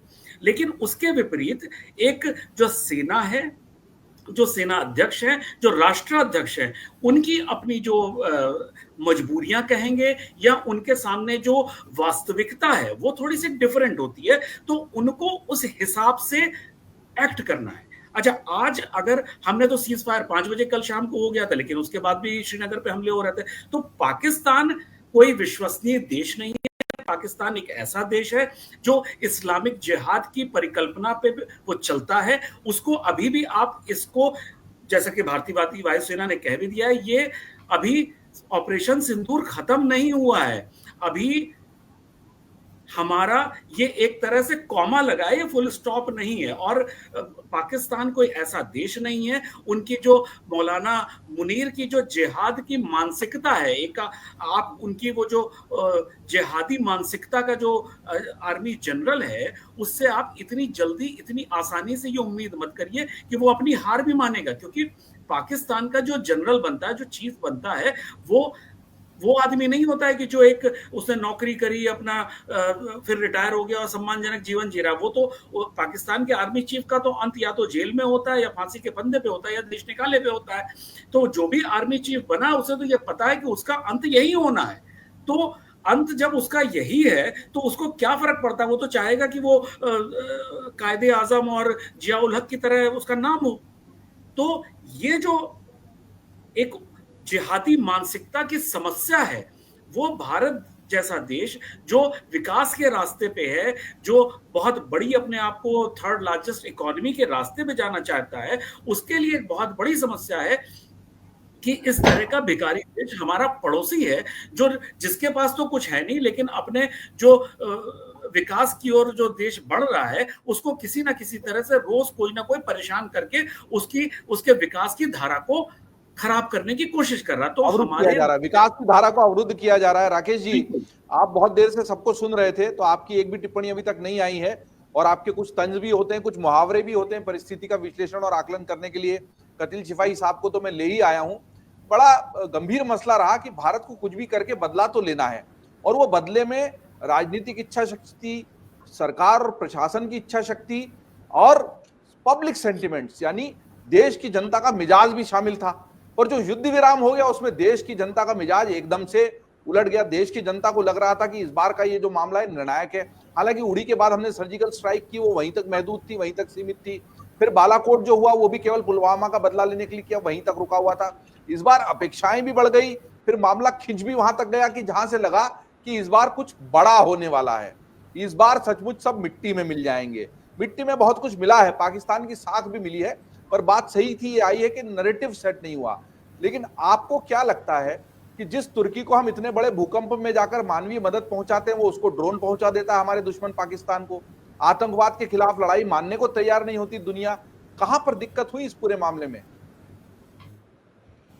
अभी आपने तुर्की की बात की जयदीप जी, तो अपने यहाँ देसी कहावत है कि सांप को दूध पिलाने से विष ही बनता है, अमृत नहीं बनता। तो आप चाहे कोई भी देश हो जो आपके साथ नहीं है, उसकी आप कितनी भी मदद करिए, वो आपके साथ नहीं होगा। मूल बात यह है कि भारत में खड़े होके हम भारत में ही ताक झांक कर रहे हैं। हमें भारत में खड़े होके थोड़ा सा पाकिस्तान की तरफ भी ताक झांक करनी चाहिए। और कल जो प्रधानमंत्री शाहबाज का भाषण हुआ है, उस भाषण को आप देखिए तो बता रहे हैं कि उनके कपड़े फट गए, उनके शरीर में कितने घाव पैदा हो गए हैं। और ये जो बार बार प्रश्न आता है कि हमने क्या किया है, वो घाव बता रहे हैं कि भारत ने पिछले 3 दिनों में उनको आहत किया है। शाहबाज क्या कहते हैं? वो कहते हैं हमारे जो है हथियारों के जखीरे उड़ा दिए गए। जखीरा शब्द इतना व्यापक शब्द है जिससे यदि आप अंदाजा लगाएं तो एक तरह से उनके पास जो अस्त्र शस्त्र हैं, जो बड़े भंडार हैं, वो भारत ने खत्म किया। वो बार बार वो कहीं पे भी ये नहीं बोले, उन्होंने अपना 5 मिनट भाषण में 5 मिनट सबको शुक्रिया अदा करने में ही दिया। क्यों दिया? अब हम यदि अमेरिका और चीन की बात करें तो जयदीप जी, मैं गांव का आदमी हूँ। गांव में मैं देखता था कि जब किसी यहाँ झगड़ा होता था ना, तो जो गांव के 2 बड़े समृद्धशाली लोग होते थे तो सरपंची करने पहुंच जाते थे, और दोनों के बीच में इस बात का होड़ हुआ करता था कि पंचायत हम करेंगे और समझौता हम कराएंगे। कुल मिला के भारत और पाकिस्तान के बीच जो झगड़ा चल रहा है, उस झगड़े में चाइना और अमेरिका वही सरपंची का प्रयास कर रहे हैं। पाकिस्तान तो चाहता है कि आप सरपंची करिए, लेकिन भारत किसी पंच को नहीं चाहता, कोई सरपंची नहीं चाहता। अमेरिका भी कूदा है। यदि अमेरिका नहीं कूदता तो चाइना नहीं कूदता, क्योंकि कल ही हम खबरों के खिलाड़ी में ये बात मैं खुद बोला था कि चाइना सूचना तंत्र साझा नहीं किया है, इसीलिए हमारे ड्रोन जो घुसे हैं पाकिस्तान में, उस ड्रोन को पाकिस्तान नहीं देख पाया। तो कब कूदा चीन? चाइना तब कूदा जब डोनाल्ड ट्रंप कूदे। डोनाल्ड ट्रंप ने ये दिखाया कि देखिए सीज फायर हमने करवा दिया, संघर्ष विराम हमने करवा दिया, यानी मैं सरपंच हूं दोनों के बीच में। चाइना बोला मैं पाकिस्तान के साथ खड़ा हूं। तो हमें भारत की धरती पे खड़े होके दुनिया के तमाम चीजों को देखने की आवश्यकता है। यदि हम भारत में खड़े होके खुद को देखते रहेंगे तो सारी कमियां और खामियां हमें अपने आप में दिखाई देंगी। बार बार हम युद्ध की बात करते हैं, युद्ध कहाँ हुआ है? अभी तो हमले हो रहे हैं, और हमला करने वाला एक ही है, वायुसेना। अभी हमारे 2 बल तो बैठे हुए हैं, उनकी तरफ से तो कोई पहल हुई नहीं है। और एक ही बल की तरफ से जो हमला हुआ है, वो हमला इतना मारक रहा है कि पाकिस्तान उससे बिलबिलाया हुआ है। अंदाजा लगाइए कि आज जब हम 2025 में खड़े हैं, जब हम पूरी तरह से आधुनिक है, संपन्न है, समृद्ध है और आत्मनिर्भर होने के बाद यदि पाकिस्तान पे हमला करेंगे तो आज पाकिस्तान की स्थितियां क्या होंगी? पाकिस्तान आंतरिक कलह से चौतरफा जूझ रहा है, कर्ज में डूबा हुआ है, खाने के लाले पड़े हुए हैं। तो वो युद्ध लड़ने की स्थिति में नहीं है, और भारत युद्ध करने वाला नहीं है, क्योंकि भारत को पता है यदि हम युद्ध करेंगे तो यदि हम विश्व में ताकतवर आर्थिक रूप से बनने की दिशा में आगे बढ़ रहे हैं तो हम कमजोर हो जाएंगे। चाइना भी नहीं चाहता। मैं कल खबरों खिलाड़ी में बोला था कि चाइना के लिए पाकिस्तान की जमीन जितनी जरूरी है उतना ही भारत का बाजार जरूरी है उसके लिए। यदि भारत का बाजार के दरवाजे बंद हो जाएंगे तो जितना उत्पादन चाइना अपने यहाँ कर रहा है कहाँ बेचेगा? वो सबसे बड़ा बाजार तो भारत है। अब नेपाल, भूटान, म्यांमार में बेचने से उसका दुकान नहीं चलने वाली ना। तो इसलिए हर आदमी खर्चीला देश को साथ में रखता है, तो चाइना क्यों करेगा? अब चाइना की मजबूरी ये है कि यदि वो पाकिस्तान बाहर जाके गिड़गिड़ाया होगा कि आप साथ नहीं दे रहे, तो साथ देने आया। बार बार प्रश्न ये आता है कि दुनिया के तमाम देश भारत के साथ, अभी आपने प्रश्न किया, है या नहीं है? क्यों नहीं है? ये वही हिंदुस्तान है और 2014 के बाद की सरकार है जिसने पहली बार दुनिया में पाकिस्तान को आतंकवाद को पोषित करने वाला देश निरूपित करवाया है, सहमति बनाई है दुनिया के सामने। इसीलिए पाकिस्तान आज अकेले खड़ा है। तो इसलिए राकेश जी, उसके बावजूद उसको IMF का लोन तो मिल जाता है, उसको $1 अरब की जो मदद मिल, उसको जो भी पैसा चाहिए मिल जाता है, मदद मिल जाती है। अगर इतना ही सारे दुनिया के देश हमारे साथ में हैं तो फिर सारे दुनिया के देश मिलकर उसको उस तरीके से आइसोलेट क्यों नहीं करते जिस तरीके से दूसरे आतंकवादी मामलों में करते हैं?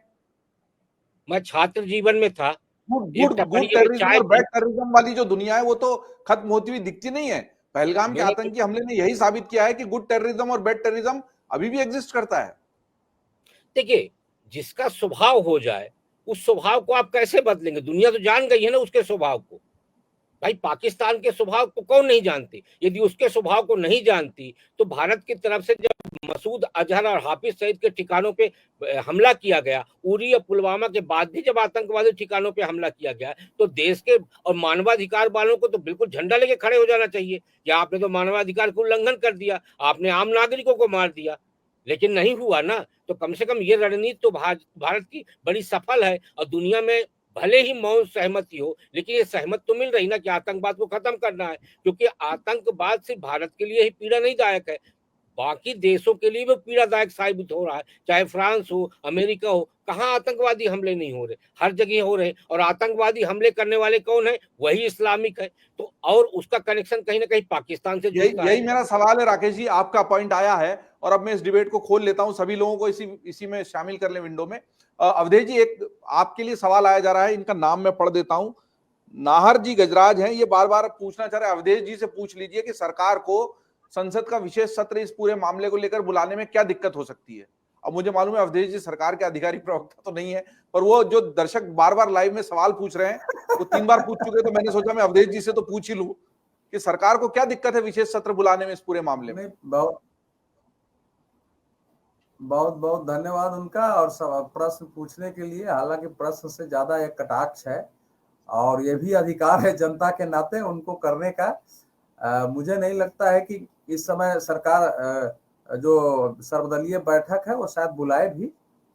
और अब चूंकि ये युद्ध नहीं चल रहा था, युद्ध था नहीं, हमने एक कार्रवाई की है, संसद का विशेष सत्र की आवश्यकता हो तो वो भी बुलाई जानी चाहिए। लेकिन इस समय ऐसी परिस्थिति नहीं है जिससे कोई चीज ऐसा उलट नहीं गया है। जो कुछ भी हुआ है भारत को प्राप्त हुआ है। ये जो हम सारा वातावरण हम बना रहे हैं, हमने क्या पाया है? सवाल तो है कि हमने कुछ पाया है या इसमें कुछ खोया है। हमारा लक्ष्य क्या था? हमारा लक्ष्य ये था कि हम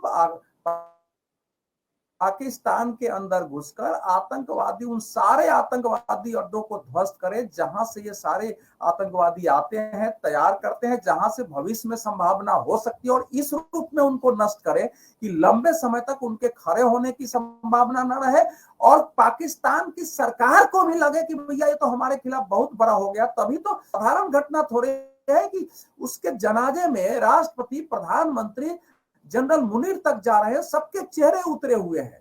अब देख लीजिए कि कितनी बड़ी कार्रवाई थी। और ये समझ में नहीं आ रहा किसी का था क्या कि बहावलपुर में, जिसको कि सेना और सरकार ने खड़ा किया है, जिसको संसद में मसूद अजहर साहब करके संबोधित किया जाता था, अब मुरीदके का केंद्र था, जो मुंबई का हमला किया गया था उसको ध्वस्त किया गया है। मुरीदके और बहावलपुर का जो दोनों केंद्र था, आप समझते हैं कि उसके ध्वस्त होने के बाद उसको उस रूप में खड़ा करना संभव है? हमारा लक्ष्य ये था। दूसरा लक्ष्य ये था कि पाकिस्तान को भी महसूस हो जाए कि भैया अब ऐसे नहीं चलेगा, आपको जो हम तो यही कार्रवाई आगे भी करने वाले हैं, और अगर आपने रिटेलिएट किया तो हम उसके, हमारे पास एक क्षमता है। और भारत ने दिखा दिया, एयर डिफेंस लगभग फेल हो गया था। तो इस समय ऐसी परिस्थिति नया परिस्थिति अगर पैदा हो जाती है, कश्मीर पर तो कोई बात है ही नहीं इस समय। वो तो शहबाज शरीफ के भाषण में आया है कि ये मुसलमानों का मुद्दा है, हमने तो बोला ही नहीं है, न तो हमने किसी से इसमें मदद मांगी है। प्रधानमंत्री ने मधुबनी में कहा था कि जिन्होंने हमारे प्रति समर्थन दिया है उनका बहुत बहुत शुक्रिया, लेकिन भारत छोड़ेगा नहीं। जहां तक आपका प्रश्न है, देखिए इंटरनेशनल लेवल पर नैरेटिव भारत का सफल रहा है। आपके साथ युद्ध में तो नहीं, लेकिन जो आतंकवादी हमले के बाद ज्यादातर देशों ने कहा कि हम आपके साथ हैं, और आप हमले का जवाब देते रहे, आतंकवादी कार्रवाई किया, तब तक चीन ने एक शब्द नहीं बोला है। तो अमेरिका जब आ गया है और इस समय चीन की प्रतिस्पर्धा अमेरिका से है, तो अब उसके बाद चीन ने एक बयान दिया और भारत के भी राष्ट्रीय सुरक्षा सलाहकार से बात किया है।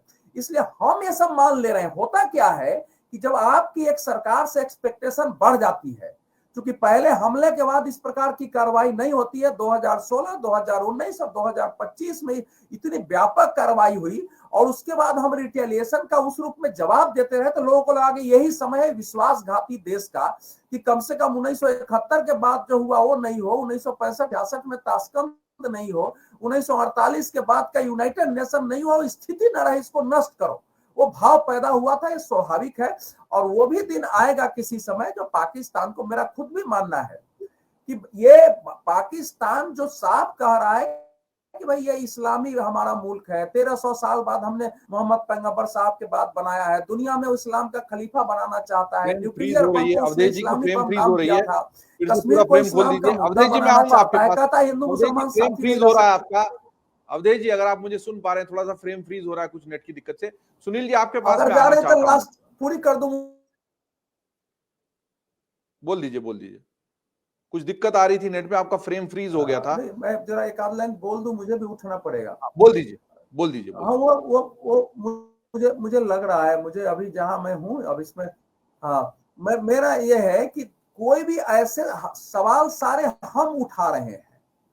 न तो हमने कहा है कि जब हमको पाकिस्तान से बातचीत करना, भारत ने कहा है कि आगे हम कार्रवाई नहीं करेंगे, न भारत ने ये कहा है कि हमने जो है उन पर विश्वास करके मान लिया। सब कुछ है ही नहीं भारत के बारे में जो हम सोच रहे हैं। केवल भारत में टीस ये है कि इस बार एक मौका था कि उसको सैनिक दृष्टि से, आर्थिक दृष्टि से पंगु बना दो और भौगोलिक दृष्टि से ऐसी स्थिति पैदा कर दो कि वो घर के संभालने में ही व्यस्त हो जाए। तो वो एक टीस है, आने वाले समय में वो भी दिखाई देगा। अब इस बार इतना हुआ है, देखिए फर्स्ट टर्म क्या हुआ है कि हमने उनकी कमजोरियां, उनकी मजबूती का ठीक से मूल्यांकन किया पहलगाम हमले के बाद, और उस पर बार बार सेना प्रमुखों और सीडीएस के साथ बैठक करके समझा। हमले में हमको समझ में आया है कि हमने उनको कहां कमजोर किया है, कहां वो थोड़ा मजबूत निकले हैं।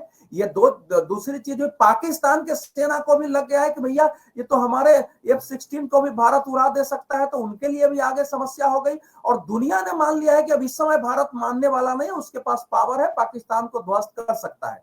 तो ये सब ऐसे गेम है ना जिसका असर मनोवैज्ञानिक रूप से पड़ता है। देश के लोगों को विश्वास करना चाहिए, जो नहीं करेंगे उनका कोई चारा नहीं है, वो तो करते ही रहेंगे, उनका कोई उपाय नहीं है कि भैया ऐसे कर दो, सीज फायर फलाना चिलाना, और शब्द आप प्रकट करिए। भारत केवल इतना ही है कि आगे अगर करेंगे तो हम रिटेलिएट करेंगे। युद्ध हम तब करेंगे जब युद्ध हमारी अपनी स्थिति पैदा होगी, हम तैयार करके जब युद्ध करेंगे तो निर्णायक अवस्था में ले जाएंगे। बाकी हमारी तैयारी चल रही है।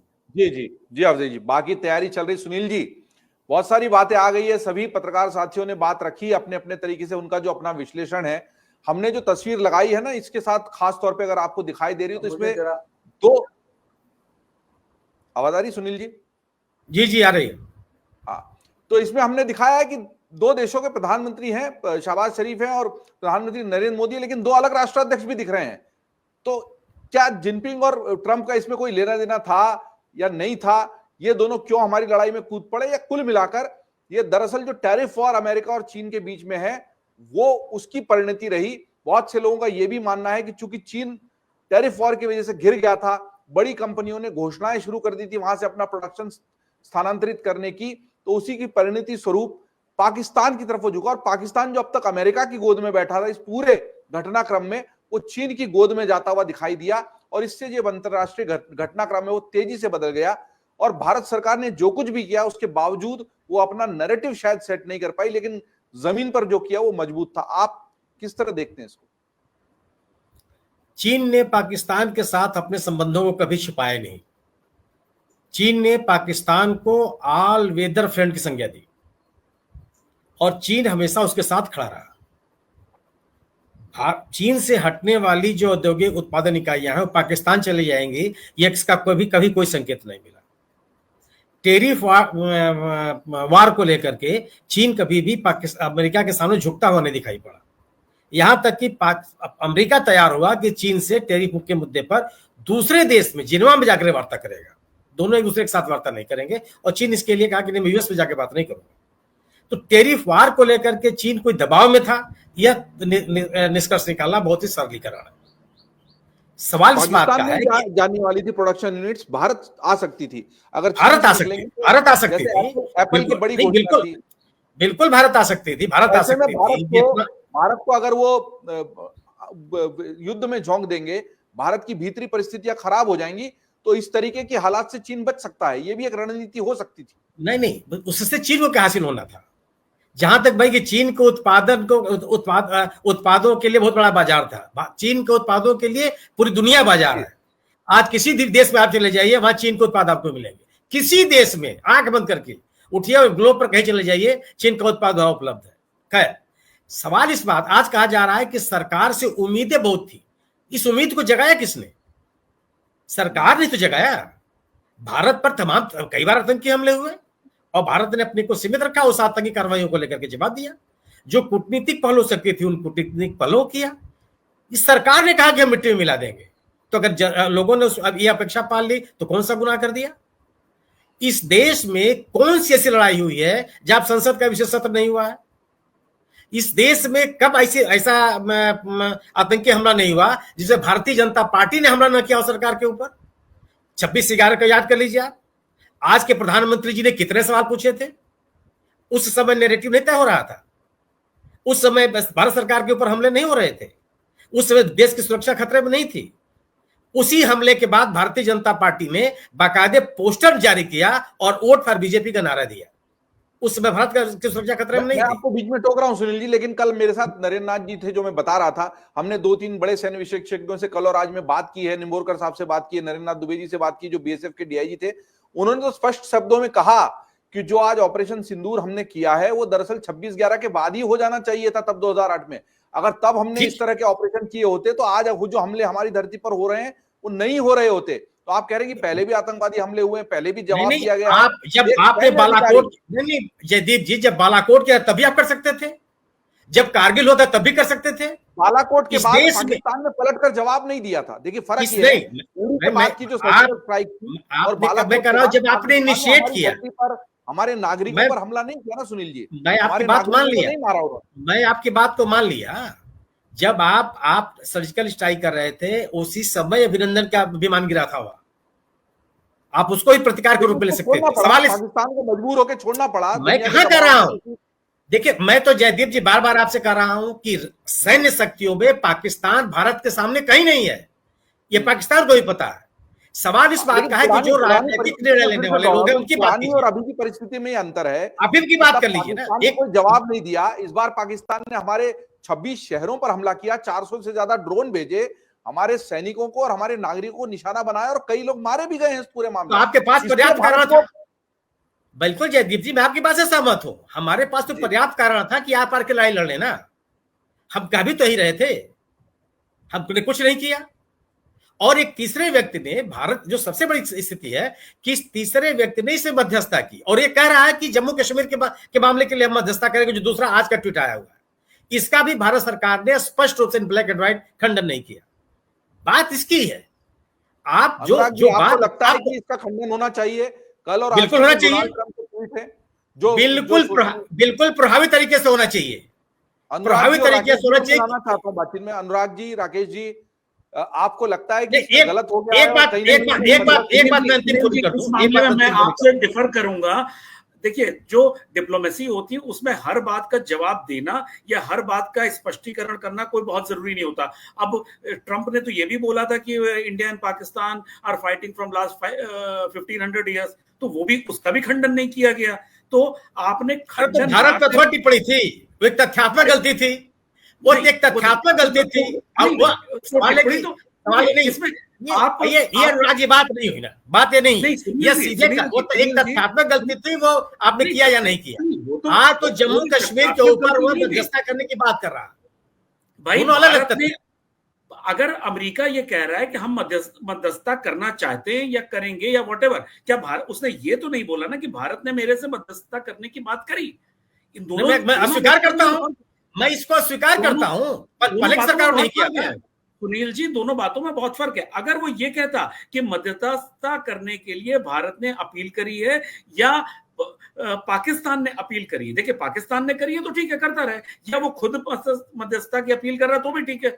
लेकिन अगर भारत ने उससे ये मांग करी है और उसके बाद जो है भारत नहीं कर रहा है, कुछ उसको खंडन नहीं कर रहा है, तो ये बात बनती है। आप डिप्लोमेसी में हर चीज का जवाब नहीं दिया जाता, एक समझदारी का प्रतीक है, मैं ये मानूंगा। अगर आप शहबाज शरीफ की कल रात की जो उनका भाषण था वो सुने और भारत के फॉरेन सेक्रेटरी या डिफेंस मिनिस्टर, इन सब की जो अगर आप स्टेटमेंट सुने तो आपको दोनों के लेवल में जमीन आसमान का फर्क समझ में आ जाएगा। तो जो भारत के जो राजनयिक हैं, जो भारत के नेता हैं, उनका जो लेवल है वो लूज टॉक्स करने के लिए नहीं बना है। जो दुर्भाग्य से हो रहा है, जो लोग कर रहे हैं, तो उसमें ना करके मेरे हिसाब से तो वो समझदारी का परिचय दिया है। ये जो स्टेटमेंट है वो पाकिस्तान के नेताओं का नहीं है, ये यूएस के राष्ट्रपति का है। अगर आप यूएस के राष्ट्रपति के ही वक्तव्य को बिलो डिग्निटी मानते हैं, अनुराग जी, आप जो कर सकते हैं, अगर आप और उसे प्रतिकार नहीं किया जाना चाहिए। ये आपकी अपनी समझ हो सकती है, मैं इससे सहमत नहीं हूं। यह बयान शहबाज शरीफ का नहीं है, यह बयान जनरल मुनीर का नहीं है, यह बयान यूएस अमेरिकी राष्ट्रपति का है कि हम मध्यस्थता के लिए तैयार हैं। उस पर मेरे अपने अनुसार इस पर टिप्पणी होनी चाहिए कि हम ऐसे किसी भी मध्यस्थता के लिए तैयार नहीं है। यह भारत की तरफ से हमेशा कहा जाता रहा है। कह रहे हैं मैं बिल्कुल अंतिम पायदान पर पहुंच चुका हूं, वक्त हमारे पास सीमित है। एक आखिरी सवाल के साथ आप तीनों के पास आऊंगा और फिर हम इस खबरों के खिलाड़ी के विशेष शो को यहीं पर विराम देंगे। युद्ध विराम है, इसके लिए भी विराम का समय तय हो गया है, तो हम इसको विराम देंगे। मुझे अपने प्रोड्यूसर्स की तरफ से इशारा मिल रहा है। राकेश जी से शुरू करूंगा। मेरा सवाल यह है कि संघर्ष विराम हो गया, कितना लंबा चलेगा हमें नहीं पता, लेकिन इसके आगे क्या? पाकिस्तान तो शायद सुधरने वाला नहीं है, हो सकता है वो कुछ समय के लिए एक पॉज ले ले, जैसे आतंकवादी हमले बीच में रुक गए थे, 370 हटने के बाद भी बयार अलग तरीके की बह रही थी, लेकिन अचानक से पहलगाम का बड़ा हमला हो गया। हम कभी भी निश्चिंत नहीं हो सकते पाकिस्तान की तरफ से, क्योंकि पाकिस्तान कोई एक अकेला देश ऐसा नहीं कि एक प्रतिनिधि हो उसका। आईएसआई अलग है, सेना अलग है, राजनेता अलग है, जज अलग है, आतंकवादियों के संगठन अलग है। तो इस संघर्ष विराम के आगे क्या हम इस आतंकवाद से कभी मुक्ति पा सकेंगे और कैसे पा सकेंगे? राकेश जी, सबसे बड़ा सवाल ये है कि क्या संघर्ष विराम के बाद की क्या स्थितियां होंगी। तो आज दोपहर ही वायुसेना की तरफ से एक बयान आ गया है कि ऑपरेशन सिंदूर जारी है। तो आपकी तरफ से जो प्रश्न उठाया गया कि आगे क्या, तो मुझे लगता है आगे ऑपरेशन सिंदूर जारी रहेगा। और ऑपरेशन सिंदूर का मतलब होता है हाफिज सईद और मसूद अजहर, जो मेरा अपना आकलन है। हो सकता है ऑपरेशन सिंदूर में और कुछ भी हो, पर एक पत्रकार के रूप में जो मैं देख पा रहा हूं उसमें हाफिज सईद और मसूद अजहर ही ऑपरेशन सिंदूर के मुख्य टारगेट होने वाले हैं। दूसरा, जो बार बार अभी अमेरिका और कश्मीर की बात आ रही थी, मुझे जितना याद आ रहा है कि कांग्रेस शासन काल में भी जब पाकिस्तान की तरफ से मध्यस्थता की बात की गई और कश्मीर का इशू कहीं पे उठाया गया, तो उस पे भारत ने हमेशा रिएक्ट किया है और भारत की तरफ से कभी भी कश्मीर का विषय नहीं उठाया गया। इस बार अमेरिका ने कहा हम मध्यस्थता करेंगे। यदि पाकिस्तान कहता कि हम कश्मीर के इशू पे मध्यस्थ चाहते हैं तो भारत की प्रतिक्रिया आती। अमेरिका कहने पे दुनिया के तमाम देश कहेंगे कि मैं मध्यस्थ बनना चाहता हूं, तो भारत कहां कहां प्रतिक्रिया देते घूमेगा। इसलिए कश्मीर और भारत, ये दोनों का विषय है, कश्मीर, पाकिस्तान और भारत। इसलिए यदि कश्मीर के मुद्दे पे पाक जब भी रिएक्ट करेगा, उस पे भारत का तीखी प्रतिक्रिया आई है, चाहे वो कांग्रेस का शासनकाल रहा हो, चाहे भाजपा का शासनकाल रहा हो। इसलिए मुझे नहीं लगता कि भाजपा को इस मुद्दे पे अमेरिका के सामने कोई प्रतिक्रिया देने की जरूरत है। जयदीप जी, कोई जरूरत नहीं है। अनुराग जी, मैं आपके पास आ रहा हूं। संघर्ष विराम हो गया, संघर्ष विराम फिलहाल है, और उसके बीच ही वायुसेना का बहुत बड़ा बयान कि ऑपरेशन सिंदूर अभी जारी है। जब सही समय होगा तो हम उसके डिटेल्स देंगे। आप झूठी खबरों पर, फेक न्यूज पर और जो फैलाया जा रहा है भ्रम, उस पर न जाएं। कुछ जो फिजाओं में तैर रहा था कि किस तरह के हथियारों का उपयोग हुआ है, क्या हुआ है, कोई फाइटर जेट शामिल थे नहीं थे, उसको दूर करने के लिए उन्होंने कहा ऑपरेशन सिंदूर जारी है। लेकिन अब जनमानस के मन में यही सवाल है कि आगे क्या?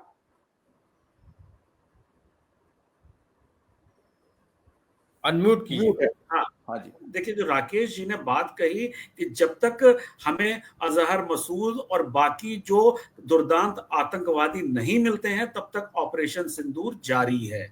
और ये देश के प्रत्येक व्यक्ति के दिल में ये इच्छा है और ये चुनी हुई सरकार को ये पता है कि उस देश के लोग क्या चाहते हैं। और राजनाथ सिंह जी ने एक अपने भाषण में ये बात कही भी थी कि वही होगा जो देश के लोग चाहते हैं। तो मुझे नहीं लगता कि बिना उन आतंकवादियों को सजा दिए हुए सरकार भी इस चीज को माने, क्योंकि अभी जिस तरह से नैरेटिव वॉर चल रहा है उसमें सरकार कहीं ना कहीं फंस गई है। चाहे वो narrative war America, Donald Trump चला रहे हो, या नैरेटिव वॉर यहाँ के विपक्षी दल चला रहे हो, या नैरेटिव वॉर पाकिस्तान के लोग सोशल मीडिया पे चला रहे हैं, या पाकिस्तान के चैनल चला रहे हैं। तो नैरेटिव वॉर में कहीं ना कहीं ये सरकार घिरी है और इसको ये अपने लोगों के बीच, देशवासियों को ये बताने के लिए कि उनकी इच्छा क्या है, इन आतंकवादियों को कहीं ना कहीं उनके अंजाम तक पहुंचाना इस ऑपरेशन का उद्देश्य है। तो जब तक आतंकवादी अपने अंजाम तक नहीं पहुंच जाते तब तक हम चैन की सांस नहीं ले सकते। संघर्ष विराम भले ही हो गया हो, हमारा लक्ष्य अभी भी अधूरा है। सुनील जी, आप ही के पास आ रहा हूं, आपकी आखिरी टिप्पणी होगी क्योंकि समय हमारा पूरा हो चला, लेकिन आपके पास पूरा वक्त है, आप अपनी बात पूरी कीजिए और ये भी बताइए, जो लोग इसको सुन रहे हैं, लाइव देख रहे हैं, और आगे इसके जो पैकेजेस भी हम अपने अमर उजाला के प्लेटफॉर्म पर अपलोड करेंगे, बहुत सारे लोग खबरों खिलाड़ी से जुड़ते हैं, प्रतिक्रिया भी देते हैं, सबके मन में यही सवाल है, आगे क्या? नहीं, मैं राकेश जी और अनुराग जी की इस बात से पूरी तरह से अपने आप को संबद्ध करता हूं कि दोनों तो कुख्यात आतंकवादी हैं, उनके खिलाफ तो निर्णायक कार्रवाई होनी चाहिए। अगर ये युद्ध विराम जारी, संघर्ष ऑपरेशन सिंदूर जारी है, बिल्कुल ठीक है, उसमें कोई दिक्कत नहीं है, देश पूरा सेना के साथ, सेना के ऊपर कोई सवाल नहीं है। जहां तक नैरेटिव का सवाल है, नैरेटिव खड़ा किसने किया, शुरू किसने की? भारतीय जनता पार्टी के उन ट्वीट्स को आप देख लीजिए जिन्होंने जवाहरलाल नेहरू से लेकर के सोनिया गांधी तक, इंदिरा गांधी, जवाहर, सबके नाम उन्होंने ले डाले हैं कि इन स्थितियों में क्या कार्रवाई की और कितनी विफल कार्रवाई। क्या यह समय था? यस, ये सवाल जब विपक्ष के लोग कर रहे हैं तो नैरेटिव सेट कर रहे हैं। भारतीय जनता पार्टी अतीत पे खड़ी होकर के बयान दे रही है तो वो नैरेटिव सेट नहीं कर रही। सवाल इस बात का है कि नैरेटिव सेट करने की कोशिश, जो राजनाथ सिंह जी ने कहा कि जो देश की जनता चाहती है, तो देश की जनता तो प्रधानमंत्री के शब्दों में व्यक्त कर चुकी थी अपनी इच्छा, वो कहा जा चुका है कि मिट्टी में मिला देंगे। सबको इंतजार उस बात का था, किसी को इंतजार इस बात का नहीं था कि आप इतने पराक्रम के साथ लड़ते हुए सीज फायर के लिए तैयार हो जाएंगे किसी दूसरे की मध्यस्थता की वजह से। जहां तक जम्मू कश्मीर का सवाल है, शिमला समझौते में भारत अपनी बात रख चुका है, उसे कहा है कि कश्मीर के मुद्दे पर किसी तीसरे व्यक्ति मध्यस्थता नहीं होगी, हम उसको स्वीकार नहीं करेंगे। यह लिखित महत्वहीन ब्लैक एंड व्हाइट है। और उस समझौते में पाकिस्तान के लोगों ने और भारतीय प्रधानमंत्री इंदिरा गांधी के जमाने में समझौता हुआ, अब वास्तव कायम है वो, भारत ने कभी से इनकार नहीं किया और आज हमेशा उसी स्टैंड पर डटा रहा हो। इस युद्ध विराम के बाद भी जो पाकिस्तान के बयान आए हैं वो भी जम्मू कश्मीर को लपेटे हुए हैं। प्रश्न यह है कि जिस उद्देश्य के साथ यह ऑपरेशन सिंदूर शुरू हुआ और उसके बाद एक सशस्त्र संघर्ष की स्थिति आ गई, अगर आप युद्ध की संज्ञा देने से बचना चाहते हैं, ठीक है, सशस्त्र संघर्ष की स्थिति आ गई, एक निर्णायक स्थिति पहुंच रहा था उसको, और उसमें वह जो हमारा लक्ष्य था कि मिट्टी में मिला देना, वो लगता इससे किसी को इनकार नहीं है। भारतीय सेना के क्षमता पर, उसके कौशल पर, उसके प्रोफेशनलिज्म पर, उसकी दक्षता पर किसी को संदेह नहीं है। और यह संदेह अगर भारतीय सेना ने यह गरिमा पाई है तो ऐसा नहीं है कि हमने और आपने तस्तरी में सजा के दे दिया। उसने बार बार, सालों साल, हर समय अपनी इस प्रतिबद्धता को व्यक्त किया है, अंतरराष्ट्रीय पैमाने पर उसने अपनी क्षमता को व्यक्त किया।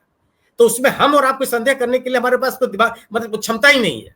तो वह सवाल ये नहीं है, सवाल यह है कि भारतीय सेना जो कर रही थी उसको एक निर्णायक स्थिति पर पहुंचाने के लिए अगर ये पहल की गई और ये कहा गया कि नहीं, एक निर्णायक लड़ाई लड़ी जाएगी, तो आखिर अचानक बीच में इसको रोकने का क्या औचित्य था? क्या इसी पर हमारी लगातार बात होती रही सुनील जी। पहला जो सवाल था वहां से लेकर अभी तक हम इसी पे चर्चा करते रहे हैं। मैं खबरों के खिलाड़ी को यहीं पर विराम देना चाहता हूं, लेकिन जो सवाल उठा है सुनील जी की तरफ से, अगर राकेश जी और अनुराग जी उस पर कोई एक लाइन की टिप्पणी करना चाहें तो उतने समय की हम इजाजत मांग लेंगे हमारी टीम से। लेकिन बड़ा सवाल यही है कि नैरेटिव तो आपने ही सेट किया था कि हम मिट्टी में मिला देंगे, और मिट्टी में आप नहीं मिला पाए और अचानक से रुक गया, तो फिर बात तो होगी समाज में। दूसरा इससे सवाल जोड़ूंगा क्योंकि मुझे अभी लाइव में भी आ रहा है, एक सुरेंद्र वर्मा जी वो कह रहे हैं कि अमेरिका ने तो धोखा दे दिया, अमेरिका के कहने में नहीं आना चाहिए, ट्रंप की बात नहीं मानना चाहिए। तो हाँ सुरेंद्र जी, सभी यही चाहते हैं कि कोई मध्यस्थ नहीं बन पाए और किसी के कहने पर हम नहीं चले, हम अपने संप्रभुता की रक्षा खुद करें। लेकिन अनुराग जी और राकेश जी, एक बड़ा सवाल ये भी है ना कि सब मामले में कल सोशल मीडिया पर जो पूरा माहौल बना संघर्ष विराम, क्योंकि आयरन लेडी को देखिए, इंदिरा गांधी अचानक से ट्रेंड करने लगी। इंदिरा गांधी ने किस तरीके से मजबूती के साथ 71 में पूरा बांग्लादेश बनवाकर ही दम लिया, और ऐसा कुछ हम अभी उस तरह का निर्णायक नहीं कर पाए, और इसीलिए माना गया कि शायद कहीं ना कहीं सरकार एक कदम पीछे हट गई है और कमजोर पड़ गई है। लेकिन उस वक्त जो इंदिरा गांधी ने किया था वो ज्यादा मजबूत था और उनकी शक्ति ज्यादा बेहतर मानी गई। ऐसा सोशल मीडिया की पोस्ट के माध्यम से मैं पूछ रहा हूं। देखिए सुनील जी की पहली बात पे मैं जो नैरेटिव सेट करने वाली बात करेंगे, नैरेटिव आपने सेट किया। देखिए नैरेटिव किसी ने भी सेट किया हो सुनील जी, इस चीज को हमें समझने की आवश्यकता है। जो नैरेटिव जो पहले सरकार ने सेट किया और सरकार के लोगों ने, जिसे भी आप उंगली उठा रहे थे, जिसने भी सेट किया उससे पाकिस्तान को डर बैठा लेकिन जो नैरेटिव विपक्ष ने, कांग्रेस पार्टी ने सेट किया या सोशल मीडिया इन्फ्लुएंसर्स ने सेट करने की कोशिश करी, वो पाकिस्तान ने अपनी प्रेस ब्रीफिंग्स में दिखाया कि वहां के लोग ये बातें कर रहे हैं। तो जो नैरेटिव सेट करने की लड़ाई थी, एक थी राष्ट्र को मजबूत करने वाली और दूसरी थी राष्ट्र को कमजोर करने वाली। तो आप किस नैरेटिव का पक्ष ले रहे हैं, मैं इसमें थोड़ा सा इसमें जो है आपसे सहमत नहीं हूं। और दूसरी, जहां तक कि इंदिरा गांधी जी से कंपैरिजन की बात करें, देखिए इंदिरा गांधी जी की जो इच्छा शक्ति थी और जो उनकी राजनीतिक समझ थी, उस पे प्रश्न चिन्ह लगाने वाला मैं कोई कुछ नहीं होता हूं। लेकिन एक चीज अलग है, परिस्थितियां 50 सालों में बहुत बदल चुकी हैं। आज जिस तरह के एक ग्लोबल विलेज वाला जो कॉन्सेप्ट आ गया है, वो पहले नहीं था। जिस तरह से अत्याधुनिक हथियार जो मानवता नष्ट कर सकते हैं कुछ मिनटों के अंदर, ऐसे हथियार उस समय नहीं थे। और उस समय जिस तरह का आप उसको क्या कहेंगे कि पाकिस्तान आतंक का गढ़ जैसा आज बना हुआ है, वो उस समय नहीं बना हुआ था। आज पाकिस्तान इस्लामिक जिहाद का एक तरह से एक सेंटर है, जो सारे विश्व के जिहादी उसको एक अपने आदर्श के तौर पे देखते हैं। तो थोड़ा सा हम इसमें बहुत ज्यादा उत्साहित या एग्रेसिव होने से बचना चाहिए हमें, ऐसा मुझे लगता है। 71 की परिस्थितियों में और अभी 2025 की परिस्थितियों में अंतर है। राकेश जी, कोई आखिरी टिप्पणी आप करना चाहेंगे जो इंदिरा गांधी का जिक्र आया खास तौर पे? नहीं, देखिए, मुझे लगता है कि दो सरकारों का तुलनात्मक अध्ययन नहीं करना चाहिए, जैसे अनुराग जी ने अभी कहा। सच है, उस समय की स्थितियां कुछ और थी और आज की परिस्थितियां कुछ और है। तो दोनों सरकार की अपनी अपनी कार्य पद्धति थी, अपनी अपनी क्षमता थी, उस हिसाब से। रही बात जहां तक हम इस निर्णय पे जो पहुंच रहे हैं कि मिट्टी में मिला देंगे का क्या होगा, तो हम इस निर्णय पे तब पहुंचे जब ऑपरेशन सिंदूर बंद करने की सरकार घोषणा कर चुकी होती। अभी तक सरकार ने इसकी घोषणा नहीं की है। ऐसे में मिट्टी में मिला देंगे को लेकर हम किसी निर्णय पर पहुंचे, ये मुझे लगता है जल्दबाजी होगी। अभी हमें इस पर निर्णय पे नहीं पहुंचना चाहिए और प्रतीक्षा करना चाहिए, क्योंकि अभी तक का रिजल्ट बहुत भारत के पक्ष में सकारात्मक रहा है। और यदि वायुसेना कह रही है कि ऑपरेशन सिंदूर जारी है, तो हमें लगता है जिन सिंदूरों को आतंकवादियों ने भारतीय माताओं बहनों का मिटाया है, उसका बदला भारत बहुत बेहतर तरीके से लेगा। जयदीप जी। भारत बहुत बेहतर तरीके से बदला लेगा। बहुत सारे पत्रकार साथी जुड़े, कुछ व्यस्तता भी थी उनकी बहुत सारे अन्य जगहों पर भी, इसीलिए उनकी आवश्यकता है कि उनके विचार मानी रखते हैं, वो क्या सोच रहे हैं, क्या टिप्पणी है। क्योंकि आम जनता थोड़ी सी कल एकदम से सकपका गई या सदमे में आई, या कुछ लोगों को ये झटका भी लगा कि अरे ये क्या हुआ। उस झटके से उबरने के लिए उनके पास सही विचार पहुंचने जरूरी है, और सही विचार, सही विश्लेषण पहुंचाने की ही कोशिश खबरों के खिलाड़ी के इस विशेष शो में हमने की। ऑपरेशन सिंदूर पूरा का पूरा लगातार हमने लाइव कवर किया, हमने बताने की कोशिश की कि क्या क्या चल रहा है। जो तथ्य थे वही सामने रखे। ये जरूर रेखांकित करना चाहूंगा कि अमर उजाला ने अपनी 77 वर्षों की पत्रकारी परंपरा का निर्वहन करते हुए कोई भी ऐसी भ्रामक खबर, कोई भी झूठी खबर, कोई भी तथ्यहीन खबर प्रचारित नहीं की। हमारी टीम ने वैसा ही संयम बरता जैसा कि इस तरह की परिस्थितियों में आवश्यक होता है। कुछ मामलों में कुछ पत्रकार साथियों ने, कुछ मीडिया हाउसों ने शायद उसका उल्लंघन किया, नहीं होना चाहिए था। लेकिन अमर उजाला पर हमारी हमेशा कोशिश होती है कि तथ्य सामने आए, बात सामने आए। और आज जितने भी पत्रकार साथी, वरिष्ठ साथी हमारे साथ जुड़े थे, उन्होंने इस बात के हर पहलू की पड़ताल करते हुए हमें बताने समझाने की कोशिश की कि ये जो संघर्ष विराम हो गया है अचानक, इसके क्या मानी है, इसके क्या परिणाम हो सकते हैं। आप भी अपना विश्लेषण करने के लिए, अपनी टिप्पणी करने के लिए स्वतंत्र हैं। आप लगातार अपनी टिप्पणियों से, अपने फीडबैक से, अपनी जानकारियों से, अपने सुझावों से हमें अवगत कराते रहिए, जिससे कि हम अपने इस शो को और बेहतर करते रहें। खबरों के खिलाड़ी के इस विशेष शो को यहीं पर हम विराम देते हैं। बाकी अन्य खबरों के लिए आप देखते रहिए अमर उजाला.com।